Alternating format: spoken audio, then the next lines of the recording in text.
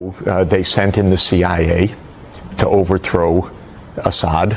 The CIA and Saudi Arabia together in covert operations tried to overthrow Assad. It was a disaster. Eventually it brought in both ISIS as a splinter group to the jihadists that went in. It also brought in Russia. So we have been digging deeper and deeper and deeper. What we should do now is get out and not continue to throw missiles, not have a confrontation with Russia. 7 years has been a disaster under Obama, continuing under Trump.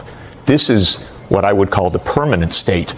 This is the CIA, this is Pentagon, wanting to keep Iran and Russia out of Syria, but no way to do that. And so we have made a proxy war in Syria. It's killed 500,000 people, displaced 10 million. And I'll say predictably so, because I predicted it 7 years ago that there was no way to do this and that it would make a complete chaos. So what I would plead to President Trump is get out. Like his instinct told him, by the way. That was his instinct. Right. But then all the establishment, the New York Times, the Washington Post, the Pentagon, everybody said, no, that's irresponsible. But his instinct is right. Get out. We've done enough damage, 7 years. And now we really risk a confrontation with Russia that is extraordinarily dangerous, reckless. Professor Sachs is correct to say this is a massive humanitarian disaster. I think the numbers are actually 600,000 dead and 14 million displaced. So I'm in complete agreement with him on the scale of this, but I would like to see the United States try and be part of the solution. I don't think it's attractive, but I think we have to understand how this happened. This happened because of us. These 600,000 are not just incidental. We started a war to overthrow a regime. It was covert.